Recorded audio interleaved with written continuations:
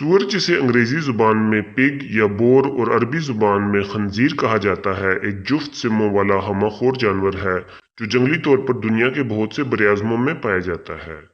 دنیا بھر میں ان کی 18 مختلف انواع موجود ہیں، جن میں سے ایک قسم پاکستان میں بھی پائی جاتی ہے جسے انڈین جنگلی سور یا انڈین وائلڈ بور کہا جاتا ہے۔ پاکستان میں پائے جانے والے جنگلی سوروں کی مکمل معلومات کیا ہیں اور یہ کن علاقوں میں پائے جاتے ہیں، یہ سب آج کی اس ویڈیو میں موجود ہے۔ اس کا سائنسی نام سس سکروفا ہے اور اس کا تعلق سوروں کی فیملی سوئیڈی سے ہے۔ سوروں کی یورپی اقسام کی نسبت انڈین جنگلی سور کی جسم پر بال نسبتاً چھوٹے ہوتے ہیں۔ بالغ جنگلی سور بڑے اور جسیم ہوتے ہیں۔ ان کی گردن موٹی اور ٹانگیں پتلی ہوتی ہیں۔ ان کے منہ پر ایک لمبی تھوتنی پائی جاتی ہے جو آگے سے چپٹی ہوتی ہے۔ یہ تھوتنی خوراک کے حصول میں مددگار ہے۔ کان بڑے، نوکیلے اور آگے کو جھکے ہوتے ہیں۔ آنکھیں بہت چھوٹی اور سر میں کافی پیچھے موجود ہوتی ہیں۔ دم چھوٹی ہوتی ہے اور دم کے آخر میں بالوں کا ایک گچھا موجود ہوتا ہے۔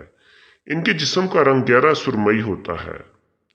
جنگلی سوروں کے پاؤں میں گائے بھینسوں کی طرح 2 سم موجود ہوتے ہیں، لیکن یہ جگالی نہیں کرتے اور ان میں سادہ میدا پایا جاتا ہے۔ ان کے کینائن دان باہر کو نکلے ہوتے ہیں جن کو یہ لڑائی وغیرہ میں استعمال کرتے ہیں۔ پاکستان میں جنگلی سور مارگلہ، کہوٹا، ملکہ کوسار مری تقریباً تمام پنجاب اور سندھ میں عام پائے جاتے ہیں۔ اس کے علاوہ یہ خیبر پختونخوا میں پشاور، مردان، بنوں، ڈیرہ اسماعیل خان اور ہزارہ ڈویژن میں عام پائے جاتے ہیں۔ اس کے علاوہ یہ صوبہ بلوچستان کے کانٹے دار جنگلات میں بھی دیکھے گئے ہیں۔ جنگلی سوروں کی زیادہ تر انواع براعظم ایشیا، یورپ اور افریقہ میں پائی جاتی ہیں۔ پاکستان میں جنگلی سوروں کی پائی جانے والی قسم انڈین وائلڈ بور بھی پاکستان کے علاوہ براعظم ایشیا، یورپ اور براعظم افریقہ کے شمالی حصوں میں پایا جاتا ہے۔ سوروں کی ان تمام نسلوں کو اولڈ ورلڈ پگز کہا جاتا ہے۔ اولڈ ورلڈ دراصل براعظم ایشیا، یورپ اور افریقہ کو کہا جاتا ہے، جبکہ نیو ورلڈ سے مراد براعظم شمالی امریکہ اور جنوبی امریکہ لیے جاتے ہیں۔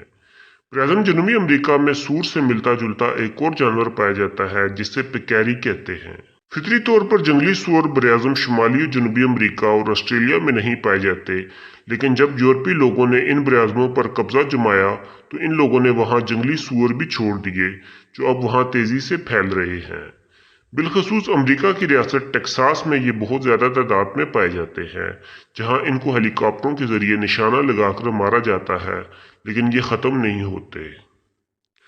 دوستو، سور کا گوشت دین اسلام میں حرام ہے اور اسے ایک غلیظ اور ناپاک جانور سمجھا جاتا ہے، جس کی وجہ سے پاکستان میں ان کی آبادی اچھی خاصی ہے کیونکہ ان کا شکار نہیں کیا جاتا۔ البتہ پاکستان میں کچھ لوگ ان کا کتوں کے ذریعے شکار کرتے ہیں، جن میں ان سوروں کو اذیتناک طریقے سے مارا جاتا ہے۔ دوستو، سور بے شک ایک حرام جانور ہے، لیکن اس کو اذیت دینا ایک غلط عمل ہے۔ اسلام کسی بھی جانور کو اذیتناک طریقے سے موت دینے کے خلاف ہے۔ پاکستان میں جنگلی سور زراعت اور فصلوں کو بھی نقصان پہنچاتے ہیں۔ 1950 اور 1960 کی دہائیوں میں ان کی تعداد صوبہ پنجاب اور سندھ میں بہت زیادہ ہو گئی تھی، جس کی وجہ سے ان علاقوں میں فصلوں پر ان کے حملوں میں اضافہ دیکھا گیا۔ البتہ سندھ میں جنگلات کی کٹائی کی وجہ سے ان کی تعداد اب کافی کم ہو گئی ہے۔ پنجاب میں بہت سے جنگلی سور مکاؤ مہمیں چلائی گئیں، لیکن ان کی آبادی کو کنٹرول کرنے میں بے سود رہیں۔ اسلام آباد میں مارگلہ کی پہاڑیاں جنگلی سوروں کی محفوظ پناہ گاہ ہیں۔ شام ڈلتے ہی اسلام آباد کی بہت سی سڑکوں پر جنگلی سوروں کا راج ہوتا ہے۔ اسلام آباد میں ان کی بڑھتی ہوئی آبادی کے پیش نظر اکثر ان کو مارنے کی مہمیں بھی شروع کی جاتی ہیں، لیکن ان کی تعداد میں کمی واقع نہیں ہوتی۔ اسلام آباد میں جنگلی سوروں کے انسانوں پر حملوں کے بھی کئی واقعات سامنے آتے رہتے ہیں۔ جنگلی سور ہر قسم کے ماحول میں اپنے آپ کو ڈال سکتے ہیں، اس لیے یہ پاکستان میں بہت سے علاقوں میں پائے جاتے ہیں، لیکن یہ پہاڑی علاقوں کی نسبت میدانی علاقوں میں رہنا پسند کرتے ہیں۔ یہ تقریباً سب کچھ کھا لیتے ہیں۔ ان کی خوراک میں حشرات، چھپکلیاں، چوہے، انڈے، کچرا، مختلف پودے اور پھل وغیرہ شامل ہیں۔ جنگلی سور گروہ میں رہنا پسند کرتے ہیں۔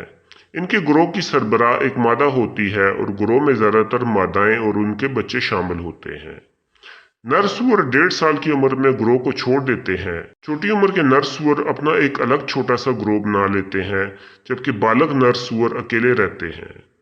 ये आमतौर पर रात को बाहर निकलते हैं, लेकिन इंसानी आबादी से दूर के इलाकों में ये दिन को भी नजर आ जाते हैं। ब्रीडिंग के मौसम में नर मादाओं के हुसूल के लिए एक दूसरे से लड़ाई करते हैं और जो नर गालब आ जाए ग्रोह की तमाम मादाएं उसकी हो जाती हैं। ये सारा साल ब्रीड करते हैं, लेकिन ज़्यादातर मानसून और नवंबर से फरवरी के दौरान ब्रीड करना पसंद करते हैं।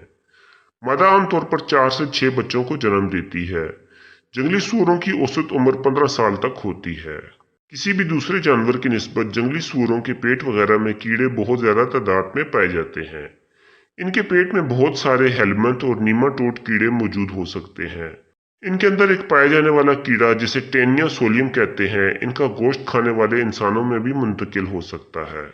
इसके अलावा इनमें स्वाइन फ्लू, इंथ्राक्स और स्वाइन टाउन की बीमारियों का खतरा भी मौजूद होता है। दोस्तों, इस्लाम में सिर्फ पाकीज़ा और हलाल चीज़ें खाने की ही इजाज़त है, जबकि सूअर को देखकर ही घिन आती है। मुसलमानों को छोड़कर दुनिया में कुछ लोग सूअर का गोश्त खाते भी हैं। सूअर के गोश्त को पोर्क कहा जाता है। इस मकसद के लिए सूअर की एक गुलाबी रंगत वाली नस्ल को ये लोग पालते हैं। सूअर आमतौर पर इंसानों पर बहुत कम हमला करता है। इसका हमला अमूमन उस वक्त होता है जब इसे महसूस हुआ हो कि ये घेरा जा चुका है। इसका हमला इंतहाई खतरनाक होता है। ये इंसानी थाइस और टांगों पर हमला करता है, और अगर इंसान गिर जाए तो इसके जिस्म पर दौड़ता है और इसे बाजुकात खाना भी शुरू कर देता है। अमेरिका और यूरोप में बहुत सारे ऐसे केसेस हुए हैं जहां गलती से घरेलू सूअर फार्म का मालिक गिरकर बेहोश हो गया और सूअर इसको खा गए। इस फार्मूले को कई खतरनाक सीरियल कातिल भी मुर्दा लाशों के खिलाफ इस्तेमाल करते रहे हैं।